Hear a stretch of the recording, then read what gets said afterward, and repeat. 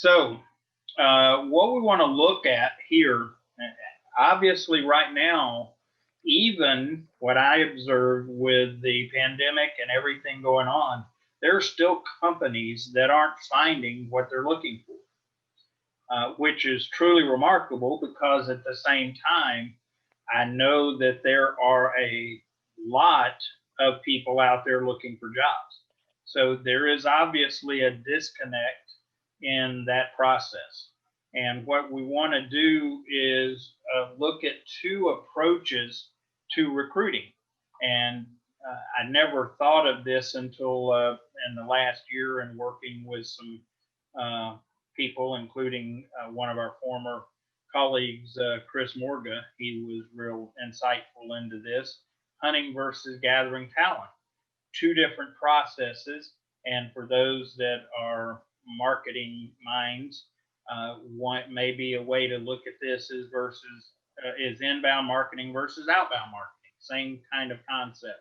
But to be effective, we've got to really do both in approach, and both hunting and gathering. So what I'm going to be doing is talking about both of those and how to maybe be um, more effective in some of those, certainly uh, to uh, keep it more humanly sustainable. So we'll be talking about hunting versus gathering.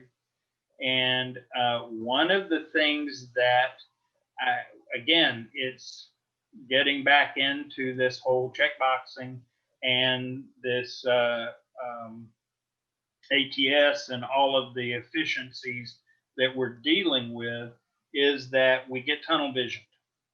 And given the market that's out there and the challenges on both the recruiting and the recruited side, is really think and approach this more openly and and explore different ways of approaching it. And if you need to, even go so far as to be more patient. Now, I know that's a challenge because, again, we're not thinking through our planning process. We're reacting and we get ourselves in a situation we've got to have somebody right now. Obviously, the best thing to do is to try to avoid that as much as possible and be able to be more thoughtful and proactive as we move forward in this. And um, another thing to consider, not just um, in this process, is what you're looking for in the people you are considering. Is their know-how more important, or are they better functioning in a general staff role, or so on? So we're going to look at this from different angles, and I'm one of the things that I'm going to be especially hitting on is the gathering side uh, more than not. Now, I want to tell a little bit of a story, and goes back to my childhood, and it has to do with hunting. For those of you that have been hunters in the sense of hunting food, if you will appreciate this a little more. But one way to hunt is you go and you track what you're looking for, and then get and then acquire it. And the other way, though, is to well, what I would knew as hunting, and it involved a lot of waiting. And as a youngster, when I hunted with my grandfather, I was probably, I don't know, 8 to 11 years old, maybe 12 years old. And patience for someone like me was is not one of my strong suits. So going and hunting this style where we go and sit and wait for the what we're hunting to come to us. And we used to sit at one. I hope I have to be careful not to be offensive, but in hunting we hunted squirrel a lot of times, and we would wait for them to come and make themselves evident to us, and it could take hours. And it was very tough to do. So for that reason, I would not be my first choice, because the whole time I'm thinking, how long is this going to last? Am I going to be an old person before we ever get anything and get to really do hunt and gather anything? So just something to think about is hunting, and it's a more passive approach to recruiting, and it's what I see a lot of, because it is the old ad in the newspaper or on a job board. And is that really what is the best thing that we need to be doing? And it is efficient. We like to, put that out there, and we can put multiple ads in. And if you want to do this, then call us and we'll talk to you. And you could sit and wait a long time. Or job boards. I know that if any of you've done a job board recently, they're a blessing and a curse. You can submit to multiple job boards. You have to give an email. And if you do that, though, get ready, because your email inbox is going to blow up and you're going to be on everybody's list. And what is real unfortunate about that is that you're getting things and it's a bait and switch in itself. So using ads and job boards as hunting, there's value in it. There's even targeted places. I know at one point I worked with a the VA to help get veterans hired, and they even have job boards that you can go and connect with veterans coming out of the military, things like that. Nothing wrong with those, but they are generally a passive way of approaching it. And certainly, though, if that's what you choose, make sure that you are going to the best place. For example, if you're targeting a young person, putting an ad in the local newspaper may not be your best choice, might not yield real good results. And if you want to go digital, some of the job boards are good, but you may find that you have more success is if you have a company Facebook page or an Instagram or whatever. If young people is your target, consider using those as your outlets, and use those, because that's where your people are going to be. For a long time, LinkedIn was your place for probably your middle-aged to older group, because it was where, when I first started working with LinkedIn, it was mostly white papers and resumes. And the idea of what we are, where we're at now, where it's a site for entrepreneurial venture and to also get other growth and inside opportunities, it's shifted a great deal. So where do you want to hunt? What is the best hunting ground if you're approaching it as a hunter? And we're going to talk a little bit about gathering. Again, hunting is a passive approach to recruiting. And so consider the many channels that are out there. And what's really nice is now, especially with electronic channels, there are many of them that are indeed free, and including one that people don't think about sometimes is their own website. You can set up a nice situation to do hunting through your own website. And again, as you approach this, I would consider how to approach it for a different target, a human target, rather than that ideal candidate. Stop looking for unicorns. It's not very productive and doesn't help us in the end.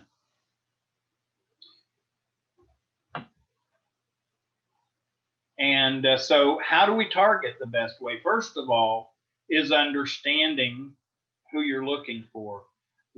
I have presented to a number of companies and organizations in regards to targeting recruiting as and hunting from a hunting and gathering standpoint. And what I find is that a lot of the companies have not taken the time to look at generational differences. And if you don't understand generational differences, you're going to, as a hunter, especially in the job market, you're going to isolate people that you didn't even know you were isolating.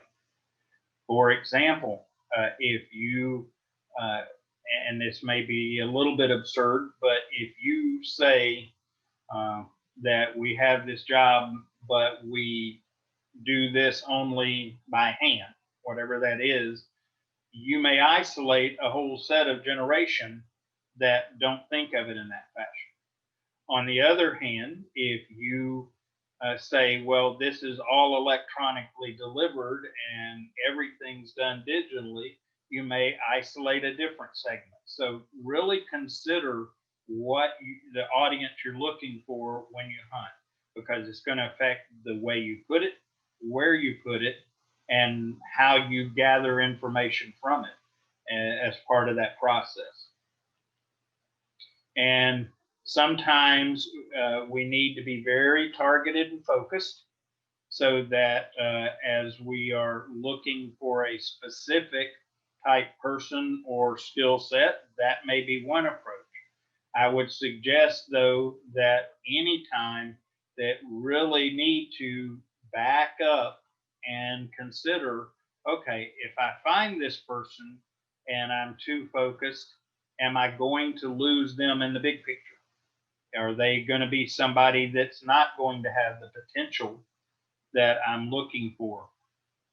And consider uh, again, not just focusing in on that narrow focus, but will they fit in my long-term plans and where I'm going? Then what do you offer? You know, as a recruiter, as looking for talent, one of the things we have to consider is bait. To use another outdoors term, is fishing. What's the best bait to catch the fish you're looking for? And one of the mistakes that I see happening quite often is that we are putting out, well, we've got the best benefits package in the whole world. You know, we've got the insurance and dental and all of that, and the days off and this and so on. There's a large segment of the population, if that's your primary focus, they're going to tune you out because that's not what drives them. Now, please don't misunderstand. Yeah, everybody wants the benefit, but it's not the motivator. And if that's all you focus on, as we talked about earlier, you're not going to be that premier company or organization to attract the lot of people, especially the younger generation. Now, if you're looking for an older generation worker, this is probably good bait and worthwhile putting out there. But even that, what I'm seeing more and more is this may have lost its effectiveness even with some of the older generation, because what they're looking for now is they've maybe earned their way through, and now they're looking for something in the workforce that may be more meaningful. So don't get too tied into one bait fits everybody kind of mindset either. And what we talked about earlier is that as you're looking to attracting new workers in the workforce and hunting, you need to do a couple of things.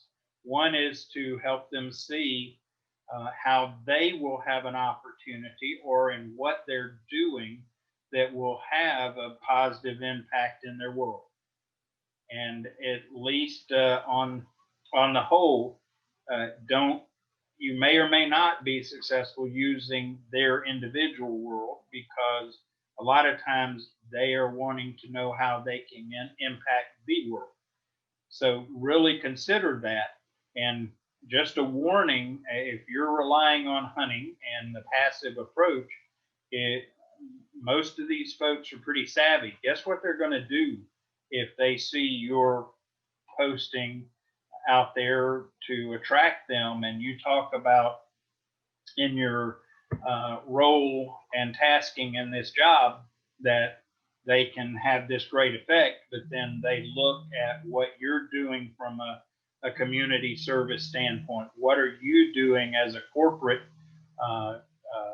community member? And if they don't line up, unless somebody's desperate for the job, you're going to find yourself in a bad spot. So really consider, what are you offering? What are you trying to attract people with? And what is your audience? One of the things that we can do for an organization is help them come in, help to come in and begin to help you understand better what your audience is, because sometimes you can't always see this. So really think about that, and that we can really help with that process. So hunting, any questions from the audience so far on hunting? It doesn't appear so, so let's keep moving. So want to do a little activity. Everybody can do this for themselves. First of all, for those of you that have recruited, what has been your top 3 ways of recruiting? And I'd like for everybody to take a minute and decide those, and even if you would be willing to share some of what you came up with. So I'll give you just a minute to do that.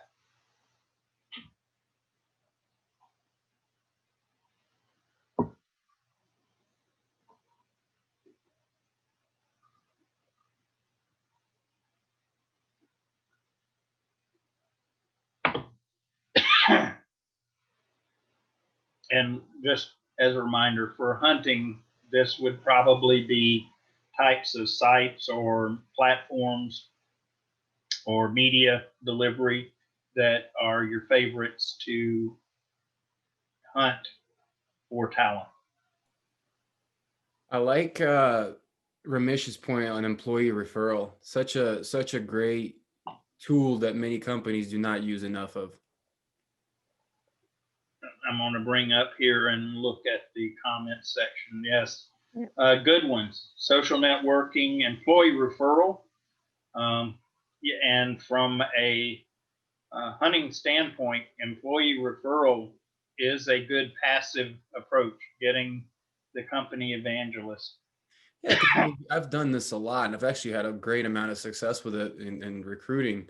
There's a really nice thing. People like to work with people that they like, so they're not going to recruit people that are not going to be a good fit for the organization. So typically you're going to get people that fit right in. So that cultural assimilation piece is much easier, and you replicate yourself, right? You put an incentive on it, and you say, look, if they're hired, what we did, I think, is if they're hired within 90 days, you get X amount of dollars. If they stay for 6 months or longer, you get the rest of the money. So that way they're not just, trying to throw a bunch of people in there and see what sticks. But yeah, that I don't see enough companies focusing on that, and it's a good tool. Sure. Okay. What about recruiting bait? What do you have you used that are helpful? Again, I mentioned earlier, offering work from home and flex time. Those are real valuable current market, current situation as well. Sometimes it can be, and again, you have to be well known, but sometimes it's just your name, your reputation that is the bait. Sure. If you look at big companies like Google, Facebook, Amazon, there are many, many, many people who just want to work for these companies just because of the name. So not everybody is in this situation, but sometimes this is just the name is the bait itself. Well, be forewarned.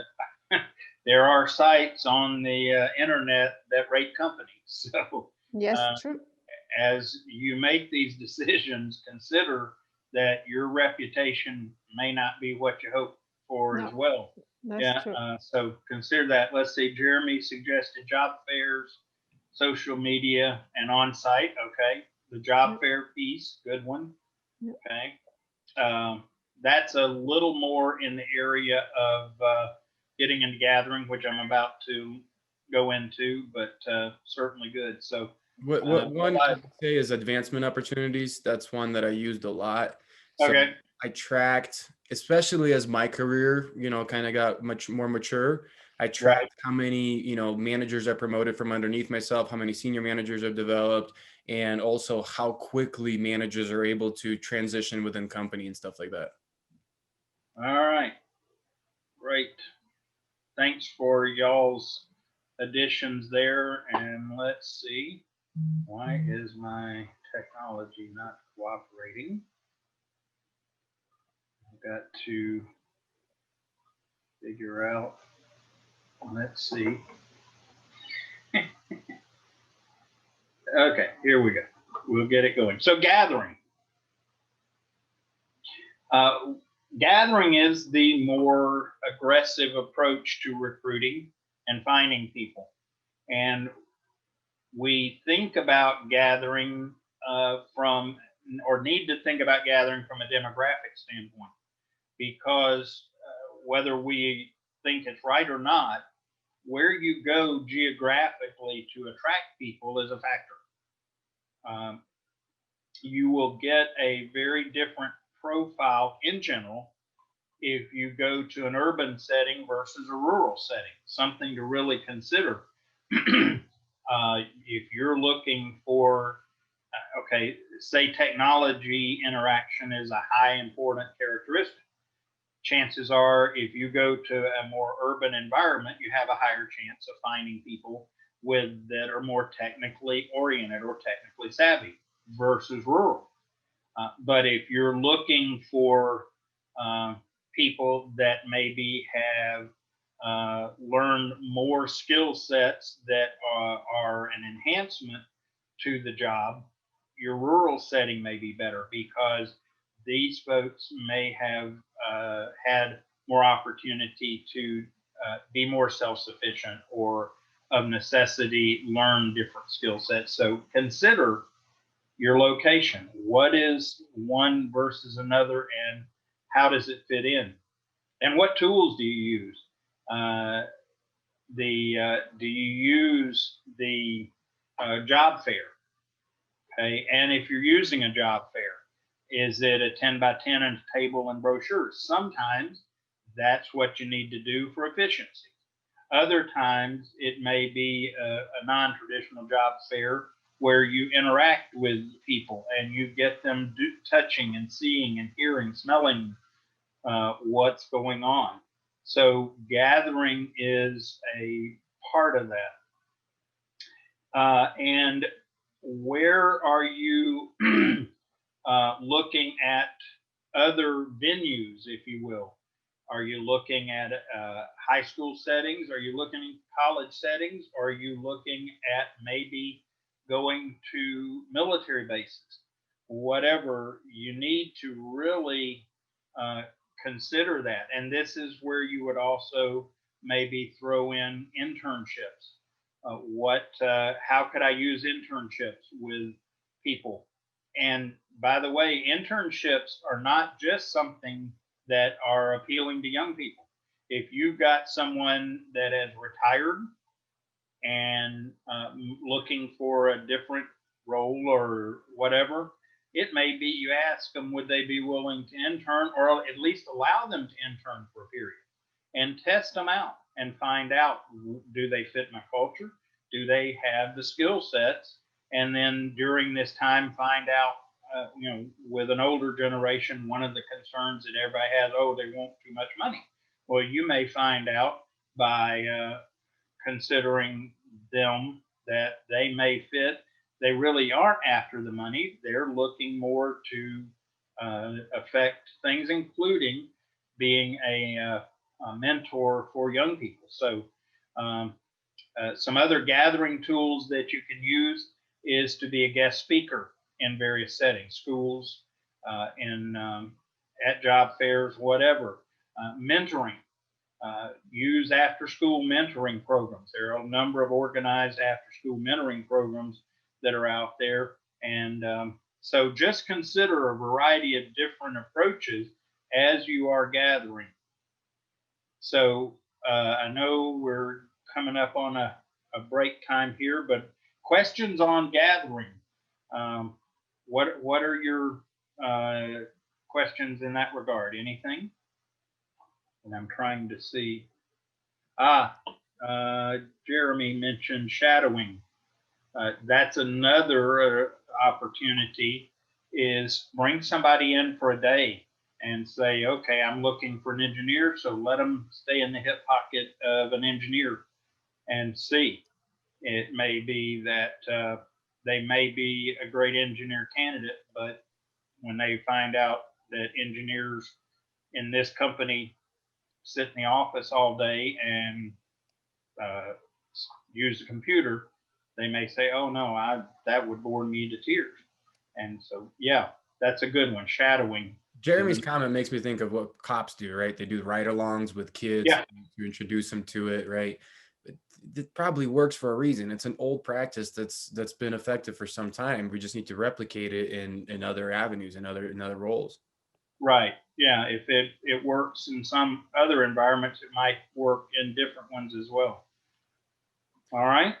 So hunting. I actually got a question for you. What do you think? Like, should you be more even when gathering, right? Say you go into a show or to a not a show, but to like an event, or you're doing some sort of an event yourself. Should you try to segment how you gather and try to like, okay, this time around I'm going to focus on leadership. This time around I'm going to focus on this department versus this department, or is it better just to kind of cast a wide net? I think it depends on the need of the organization. Okay, and goes back to what we've talked about in the employee life cycle. We need to be constantly considering, have we brought in a group of people and they're great doers and they're going to be the best at whatever it is, but I have a group that I'm lacking in potential leaders. So I may need to go and focus and outside of the technical skills, I may focus on looking for leaders. So depends on the need, should fit according to plan. I don't think we should always do it the same way every time. I think we will shortchange ourselves. Yeah, one more question here from Ramesh. Yes. I wanted to understand how this gathering tool will be useful at this point of time of this COVID pandemic. Well, that is a challenge because generally speaking, gathering is more personal interaction. But what you might do is substitute virtual, as we talked about in the panel discussion, is to do some virtual activities that bring people in. I'll try not to get too much in commentary here. I'll get myself in trouble. But given the situation, we can still actually meet people in person. There's ways to do it safely and not endanger them or ourselves. And I think it's a priority for us, if we're going to be effective, to not allow that to be taken away from us.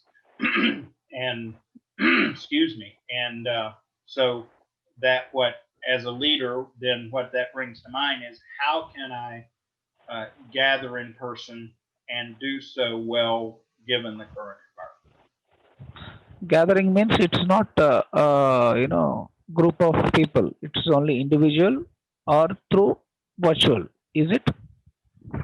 It could be either way. It could be individuals that you go out and meet with, or in the right time and environment, it may be a large group. Part of it depends on how many people you're looking for. If you're looking for one or two people, you may want to approach it from an individual basis. But if you're trying to hire maybe 10 or 15 people, you may want to consider some of the events like I have shown here on the screen, where you're doing interactive and a lot of people are moving through that are becoming potential candidates.